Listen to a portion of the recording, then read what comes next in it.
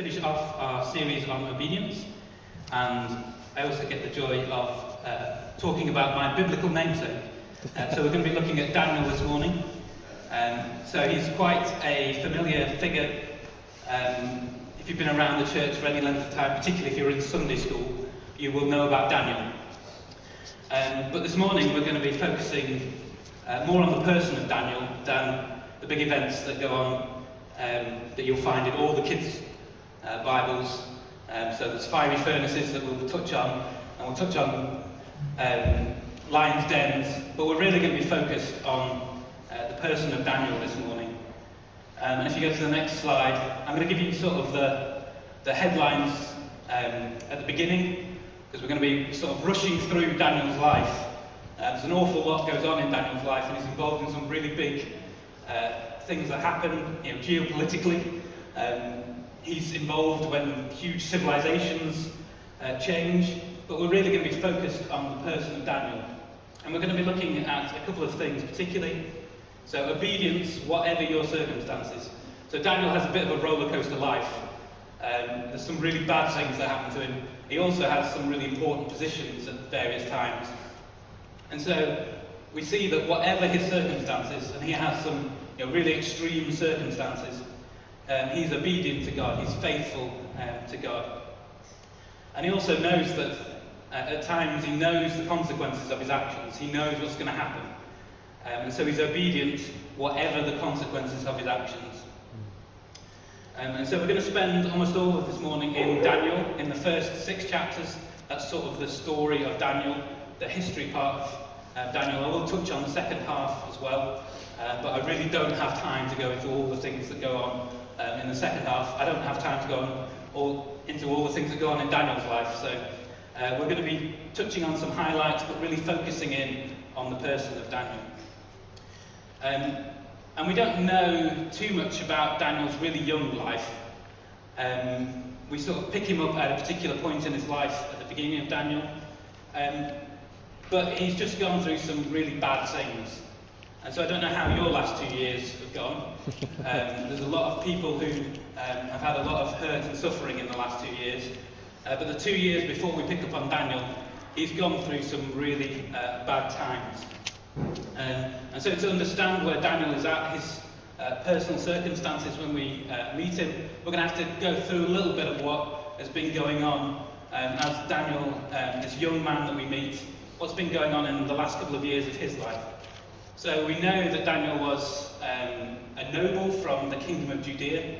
So at the time when Daniel was a young man, Israel had split into two. The northern kingdom were ruled by a whole series of bad kings, and eventually God got fed up with just how evil they were and sent the Assyrians to conquer them. And the kings in the other part of the kingdom, in the kingdom of Judea, they took this as a sign that God was with them, because those terrible people up in the other kingdom, they'd been conquered. God had left them, but God was still with them. They still lived in Jerusalem, they still had God's temple. These kings took this as a sign of, oh well, God's promises must apply to us. And God has promised David, our ancestor, that one of his family would be on the throne forever. So our kingdom is safe, our kingdom is secure. We can do what we like. It doesn't matter what we do. And so if you read in Kings, they then have a whole series of bad kings in Judea. And eventually God gets fed up with them. And he sends the Babylonians, and the Babylonians come and conquer them. Now, they probably thought it was bad when the Assyrians conquered the northern kingdom and took all the people there into exile. The Babylonians were even worse.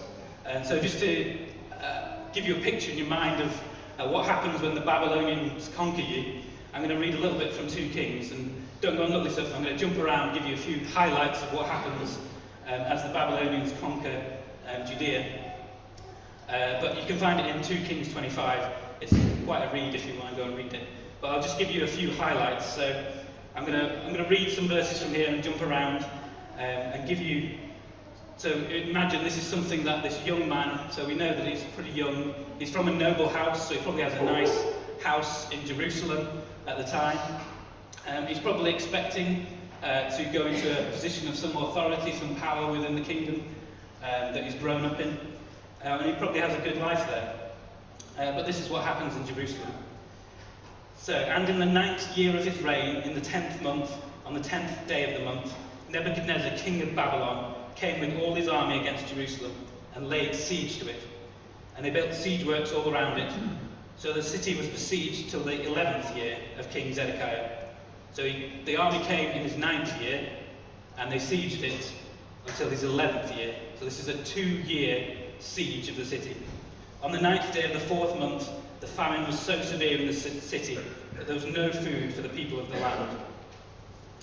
And jumping forward, then they captured the king and brought him up to the king of Babylon at Riblah, and they passed sentence on him. They slaughtered the sons of Zedekiah before his eyes, and put out the eyes of Zedekiah, and bound him in chains, and took him to Babylon.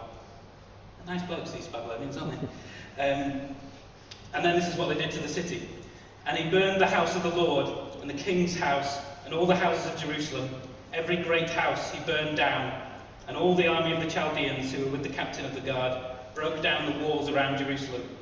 And the rest of the people who were left in the city, and the deserters who had deserted to the king of Babylon, together with the rest of the multitude, Nebuzaradan, the captain of the guard, carried into exile. The captain of the guard left some of the poorest of the land to be vine dressers and ploughmen. So when the Babylonians conquered somewhere, they destroyed the big cities.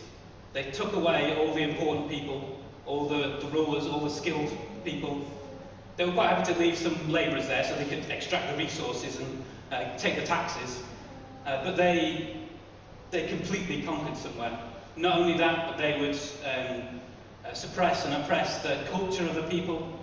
They would try and stop the language being spoken. They would destroy the religion, so they completely destroyed the temple of God. And the temple of God was supposed to be God's presence with his people. That was the sign that God was with his people. And God allowed Nebuchadnezzar to come and destroy Jerusalem, take down his city, destroy the temple that was the great symbol of God's presence with them. And so this is where we're going to pick up Daniel. At the beginning of his book, he's just been taken out to exile. And this is what's happened in his life. For the last 2 years, this great city of God was sieged. There was no food coming in. There was massive food shortages. Then they conquered these people. They killed many of the important people in the kingdom. Probably lots of Daniel's family. We know he was from noble stock. And then they take him into exile. And then I'm just going to read from the beginning of Daniel. So if you are reading along, we're going to start in Daniel 1, verse 3, which I do have a slide for this one. So then the king commanded Ashpenaz, his chief eunuch, to bring some of the people of Israel, both of the royal family and of the nobility, youths without blemish, of good appearance and skillful in all wisdom, endowed with knowledge, understanding, learning, and competent to stand in the king's palace, and to teach them the literature and language of the Chaldeans. The king assigned them a daily portion of the food that the king ate and of the wine that he drank. They were to be educated for 3 years, and at the end of that time they were to stand before the king. Among these were Daniel, Hananiah, Mishael, and Azariah of the tribe of Judah. And the chief of the eunuchs gave them the names Daniel, he called Belteshazzar, Hananiah he called Shadrach, Mishael he called Meshach, Azariah he called Abednego. So Daniel gets taken off into exile, but he's chosen to come and work in the courts of the king. He's going to be educated. He's going to be told all about the culture that he's come into. He's basically going to be turned into a Babylonian. And you'll notice that he's put under the charge of the chief eunuch, the person who's in charge of all the eunuchs. So he really is, his future is taken away from him. I don't know whether he planned on having a family, but he wasn't going to have one in Babylon. And he was going to be completely taught everything about Babylonian culture. He was going to be expected to lead in Babylon. So he's been taken away from everything he knows.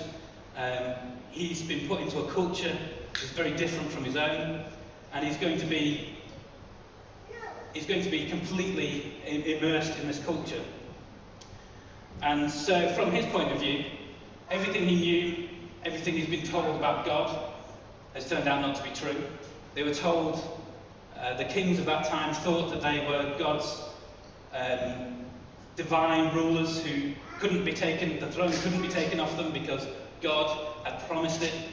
That turned out not to be true. God could take it away from them. We'll come back to how God's promises do get fulfilled towards the end, but certainly the way that they interpreted God's promises turned out not to be true. So Daniel is taken away. He's told lots of new things. He's given lots of new knowledge about Babylon. But we're going to see that he stays true to God.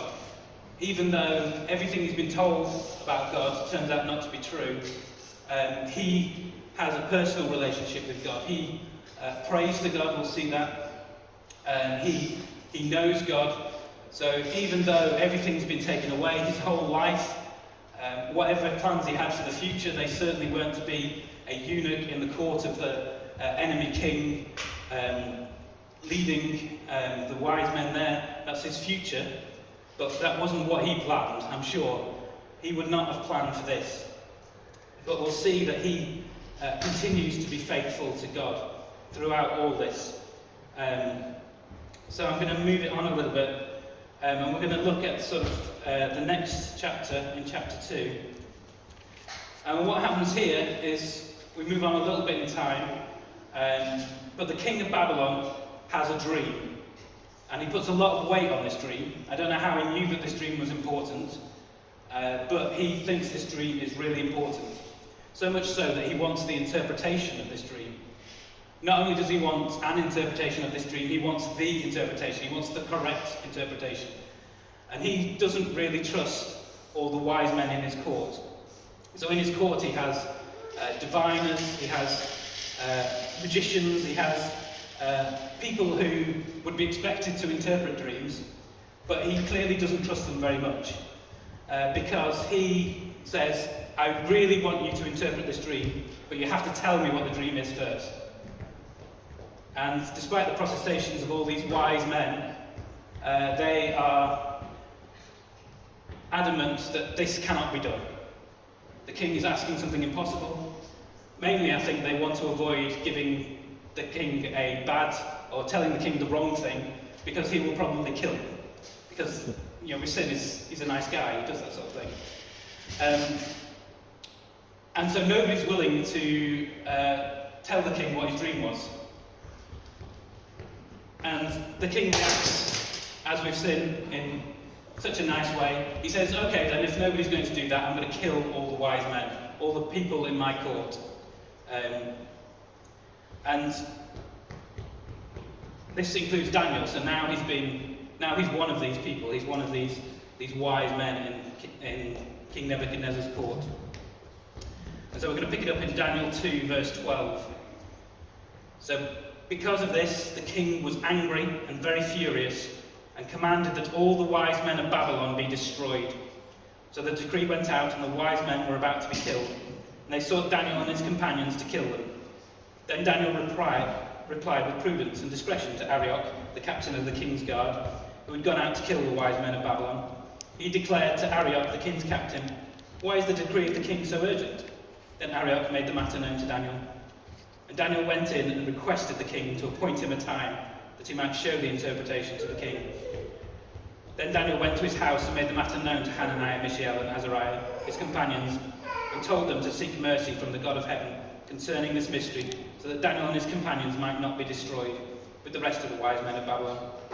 Then the mystery was revealed to Daniel in a vision of the night. Then Daniel blessed the God of heaven. So Daniel, on hearing this, somehow gets a message to the king that he will come and interpret this dream. Now he sends this message, and he doesn't have the interpretation. He doesn't know what this dream is. He doesn't know what the king dreamed. He doesn't know what it means. He has no idea. But he says to the king, "I will come and interpret this." And then the next thing that he does is he rushes off to his mates, who came from the kingdom of Judea with, and says, "Please pray. I really need an interpretation for this dream. Otherwise, we're all dead." And so even though everything that's gone on in Daniel's life so far, he still trusts God. He trusts God enough to go to the king and say, I'll interpret it, no worries, give me a time and I'll come and I will give you that interpretation. Knowing full well that actually he doesn't have that yet, and he really needs to go and pray to get this interpretation, and he'd really like his mates to pray as well, because it's quite important that he gets this interpretation of this dream. And so we see that Daniel was in a really bad circumstance from from his point of view, but he still trusts God. Even on everything that's happened so far, he trusts God to give him that interpretation, to tell him what the king dreamed and what the dream means. And as it's only the beginning of the book, you may, looking back, we can always see how these things work out. God does give Daniel the dream, tells him the interpretation, and he's able to give it to the king. But he doesn't take the glory on himself. So if we go to the next bit, when Daniel goes to the king, this is what he says to him.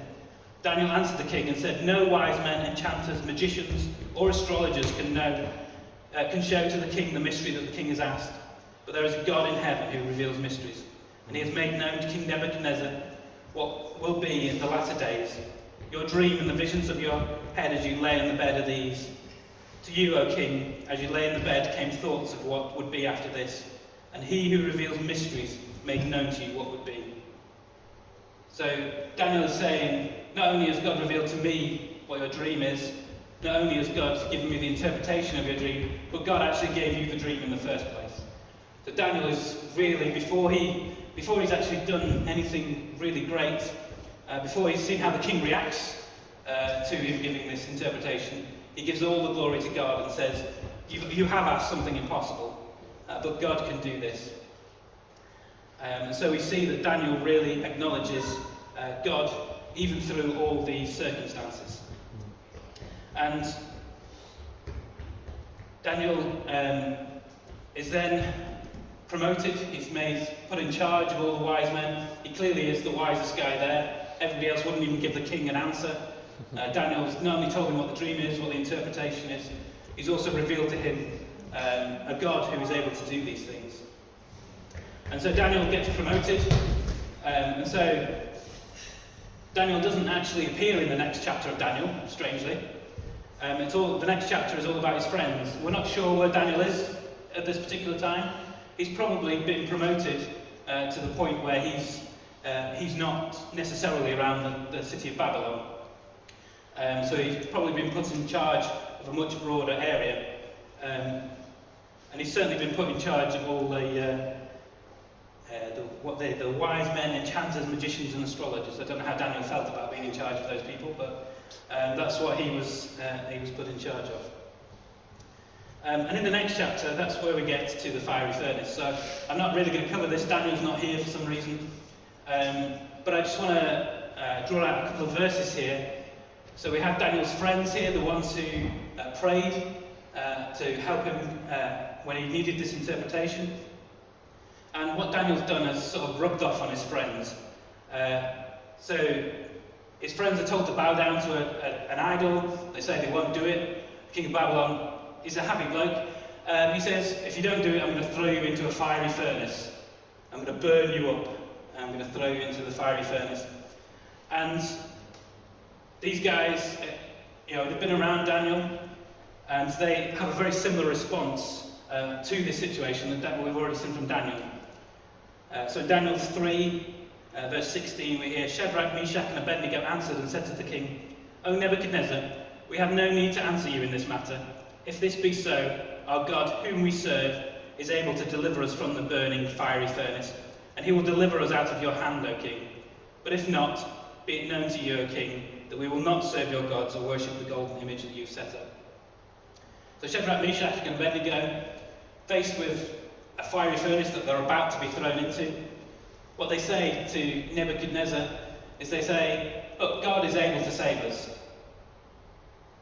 We know that God can do this. Now, he might not, we don't know. But we are going to be obedient to God, whatever happens. If we're going to be thrown into the fiery furnace and die, so be it, we're going to be obedient to God. We know he can save us, he's got the power to save us. So know that, King. But even if he doesn't, we're going to be obedient to him. And so what Daniel has been saying and doing has certainly rubbed off on his friends. They have the same response. Whatever happens, we're going to be obedient to God. And so we've covered Daniel when his circumstances were pretty bad. His whole life had been turned upside down. Everything he'd known had been destroyed. He's lost his family and any chance of any future family. But that's not how Daniel's life goes altogether. So we've seen he's been promoted, he's been given lots of things by the kingdom Babylon. So at that point he's got a good position in the kingdom. He's probably pretty wealthy compared to most of the people around him. He's got a good life, no doubt. But things move on. So we're actually going to jump forward now. If you go to the next slide, Mark. We're going to jump forward, and we're jumping forward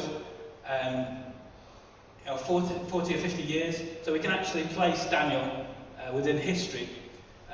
We know some of the events that happen in Daniel's life. We find in the archaeological record, and we have historical documents to back them up. And so we can see here the siege of Jerusalem, that 2-year siege that we saw when there was no food getting into the city. That happened, started in around 589 BC. And then we're going to come to a point later in Daniel's story where the Babylonian Empire is going to get conquered. And it's going to get conquered by the Medo-Persians, and it's going to get conquered on the 15th of October, 539 BC. Now, the siege of Jerusalem takes 2 years. The conquest of the kingdom, the empire of Babylon, or certainly the city of Babylon itself, happened in a day. I'm not really going to go into this. At some point I will preach on this because it's one of the most amazing things that happened, one of the great military victories in history, and it gets like a line or two in the Bible. But Daniel goes through this, so we can see that he started off as a young man at the beginning of the book. He's no longer a young man, however old he was when during the siege of Babylon. We don't know his actual age, but we know that he was a young man. He's now probably an old man. Quite how old, we're not entirely sure, but he's certainly an old man. And the kingdom of Babylon has gone through lots of changes. So Nebuchadnezzar ruled for about 40 odd years. In the following 6 years, there was 4 different kings of Babylon. And Daniel's sort of lived through all this, but he's no longer that chief advisor that we saw he was to Nebuchadnezzar, at least at the beginning of the book. Now he's sort of the forgotten man. Nobody really, he's not involved in this court. It doesn't turn out to be a very good court, so it's probably a good thing for him. But he's sort of the forgotten man. Nobody really knows about him. There's still a few people that remember him, though. And so we're going to pick up Daniel in Daniel 5. And this is the 4th or 5th king, it gets a little bit hazy, of Babylon since Nebuchadnezzar. And so this is actually one of Nebuchadnezzar's grandsons, we think. And he's having this big party. So there is a little bit of a battle going on at this point in his kingdom. The Medo-Persians have won a little battle up in the north of the kingdom. But as far as he's concerned, it's not really affecting him. He's in the city of Babylon. He's got 80 feet thick walls between him and any potential approaching army. And he thinks the armies are miles away anyway. So he's just having a big party. All of his court is involved. There's lots of wine. There's lots of drunken behaviour going on. And into this God intercedes. He sends a hand. I can't really visualise what a disembodied hand looks like, but he sent a disembodied hand to write on the wall. And he wrote on the wall in Aramaic, which isn't very useful when you're writing in the court of Babylon, where they like to oppress other languages. They don't like to learn them. And so he's written in a language that they can't read, and none of the wise men can read. So we see here that all Daniel and his friends, they clearly aren't any longer in this sort of group in the court. They're not these revered wise men of Babylon anymore, because nobody can read this. But fortunately, there is somebody in the court, and she's called the Queen. We don't know whether she was the Queen or the Queen Mother. It's somebody who remembers Daniel. And remember that this is Nebuchadnezzar's grandson, so this is probably one of his family who remembers Daniel. And she remembers that Daniel is good at interpreting dreams and things. And so Daniel gets called up again. And Daniel can read this, and he also brings this interpretation. So here we see Daniel. He's the forgotten man now. He's grown old. The world's moved on. He's no longer the person who's revered in the court as being wise and in charge of things. He's now old and forgotten, and the world has moved on. And yet clearly Daniel is still being obedient to God, because not only can he read this, he may well have been able to read Aramaic, he probably could, but he can interpret it. And he interprets this, the words are divided, weighed and numbered. He interprets this to mean that the kingdom of Babylon is going to fall. And I've already given away the ending that it does fall. It actually falls that very night. So the king of Babylon is having this big party, not concerned at all. And we then read in Daniel 5, down in verse 30, that very night Belshazzar, that's the Chaldean king, was killed. And Darius the Mede received the kingdom, being about 62 years old. So this king has absolutely no fear. He's having a big party, but his whole empire falls that very night, based on what God says to him and what Daniel interprets. And so we can see that even though Daniel is now the forgotten man, he's now an old man, he still is obedient to God. He can still hear God's voice. He still has that gift of interpretation, that he can read something like this, tell the king of Babylon what's going to happen, and through the power of God it does happen. And so we have a new king now. I've lost count. Darius the Mede is now king of Babylon, and indeed king of the whole Medo-Persian Empire, so a huge empire, much bigger actually than the Babylonian Empire, because he already had an empire before he conquered Babylon. And this new king was impressed by Daniel. I don't know whether he heard the stories of the night before. I think if somebody had predicted something like that and it had come true, I would be quite impressed. But for whatever reason, Daniel gets promoted again. He's again put in charge of all the wise men. And so now he's back into that situation where, he is an important person now. He's put back in charge. He's a bit older than he was the first time this happened. But he's now in a really good situation again. So no longer the forgotten man, he's now the king's teacher's pet. He's the one that predicted he was coming, and he's been put in charge of all the wise men. And now we get to Daniel and the Lion's Den. I know you're all chomping at the bit to get to Daniel and the Lion's Den. And so this old man from some backwater in Judea has now been put in charge of all the wise men. He was not part of the court beforehand, but Darius has decided this is the guy who's going to lead all my wise men. But they're not very happy about it, the rest of them. Somebody's been promoted from outside of their little circle.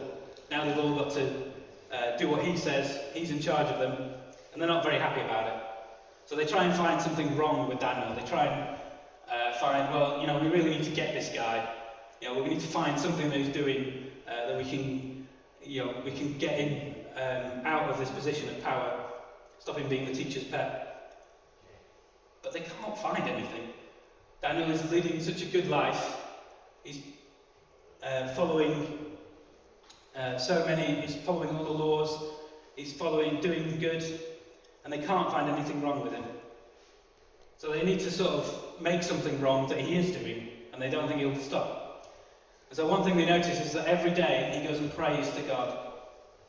Every day, 3 times a day, he goes into his home and he prays to God. And they're like, can we get him on that? Can we persuade the king to make that something wrong? Because I don't think he'll give it up.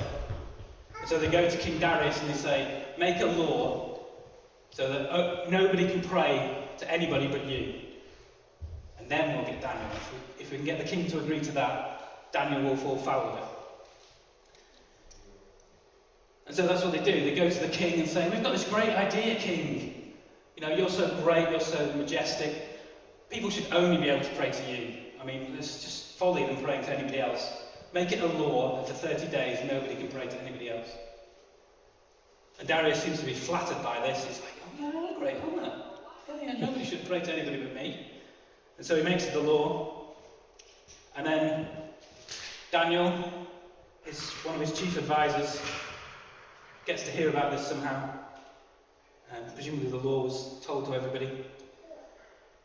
And so we're going to pick it up in Daniel 6, verse 10. When Daniel knew that the document had been signed, this law, he went to his house, where he had the windows in the upper chamber open towards Jerusalem. He got down on his knees 3 times a day and prayed and gave thanks before his God, as he had done previously.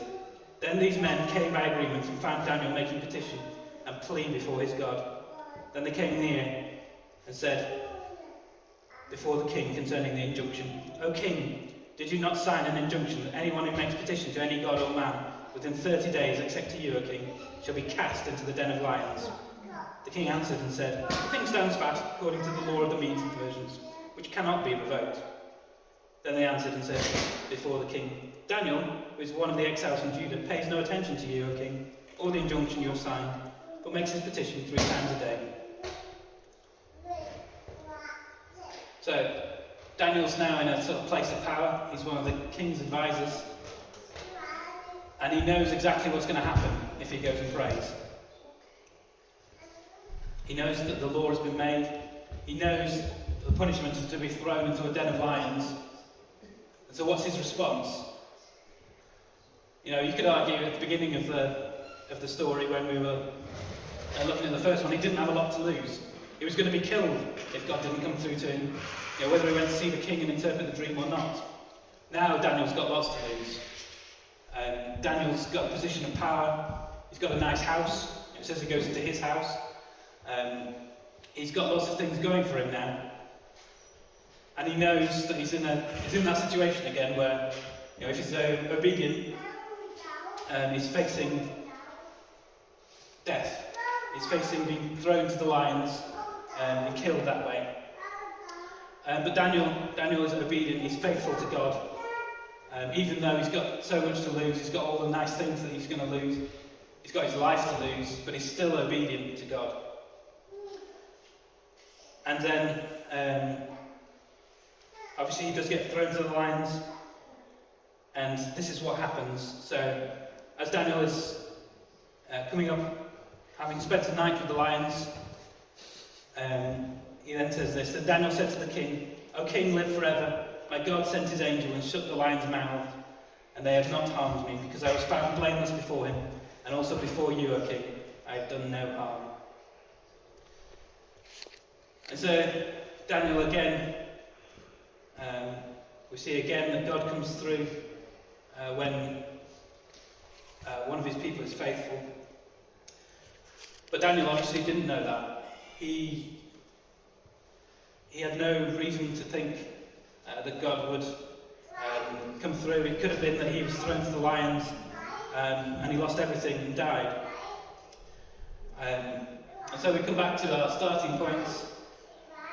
Daniel was obedient whatever his personal circumstances. Whether he'd been through the most horrific couple of years that anybody could go through, whether he'd had everything taken away from him, or everything that he knew and his future were taken away from him, and yet he was still obedient and faithful to God. And he was obedient whatever the consequences. You know, whether he was going to be thrown to the lions, you know, his friends, whether they were going to be thrown into the fiery furnace, whether it was a matter of life or death, Daniel was obedient whatever the consequences. And so we're going to come to two final points. So we've seen from this that Daniel was faithful in all sorts of circumstances, in really difficult times. But however faithful we are, God is more faithful. That's right.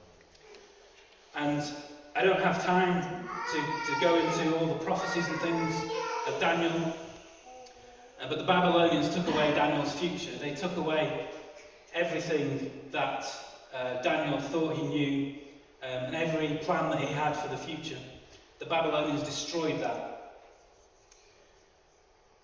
But if we read the prophecies in Daniel, what you'll see is that almost all the prophecies in Daniel are about what's coming in the future. And it's an amazing book of prophecies, is Daniel. So it lays out the next 600 years of history in quite some detail. And so part of the dream that was given to Nebuchadnezzar was that. Also lots of the prophecies in the second half of the book of Daniel, they're all about what's going to happen. The Persian Empire coming was predicted. That's then replaced by the Greek Empire, that's predicted, and the Roman Empire, that's predicted. And then God talks about a kingdom that is coming, which is going to last forever, that is not made by the hands of man. God predicts that Jesus is coming and he's going to institute the church. He's going to bring God's kingdom to earth, at least in part, around about 600 years ahead of where Daniel was. And this is all laid out in detail in Daniel. And so God tells Daniel all about the future that his people have, despite what Nebuchadnezzar tried to do to them, despite the fact that he destroyed their cities, he took away their centres of religion, he oppressed their culture and their language. They have a future. God has a plan for everyone. And today is the first day of Advent, or it's the first Sunday of Advent. I know our Advent calendars don't start till the first, but this is the first Sunday of Advent, and this book tells us about the coming of a Messiah. And you'll hear all the familiar stories at this time of year. You'll hear about some wise men from the East. Now, we don't really know anything about the wise men from the East. We don't really know where they came from. We don't know anything about them, really, apart from the fact they just turn up out of nowhere and then disappear off again into the East.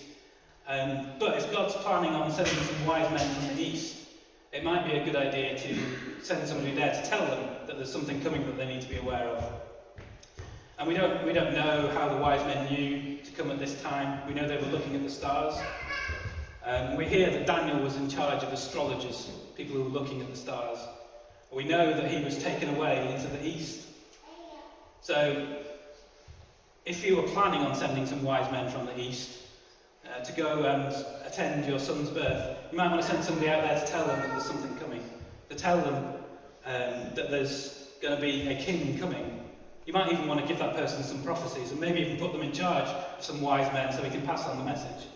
So we don't know that Daniel had anything to do with the wise men, but it doesn't seem too much of a leap to say that actually some of his words, some of the prophecies that he gave, they must have fed into this culture in the East, the one that would send their wise men out to Jesus. So God is faithful when we are faithful, even more so. And God's got a plan. It may seem like all the plans are going out the window. I don't know how you felt over the last 2 years, but there's been quite a few plans for people that have gone out of windows, running out of windows to throw plans out of. But it seemed like all of the plans that God had laid for the Jews had been destroyed. But he had a plan. He had a future. He had a kingdom that was coming. There was a Messiah who was going to save the Jews. And we get to be part of that story. We're still a part of that story. If you're part of a church, if you're a Christian here today, you're still part of the story of God's people. You're still part of that story.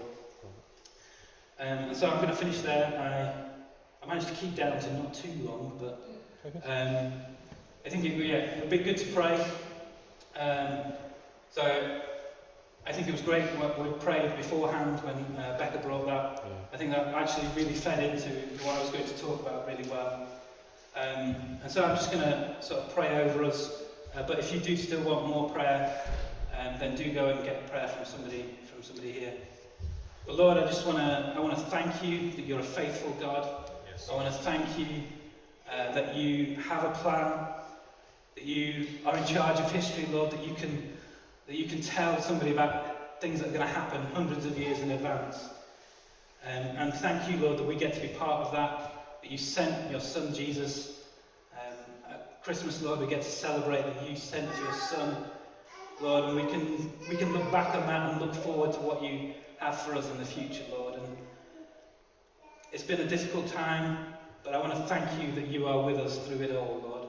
That you are faithful to us and you have a plan for us, you have a plan for your church, and you have a plan for the whole of history, Lord. We thank you. Amen.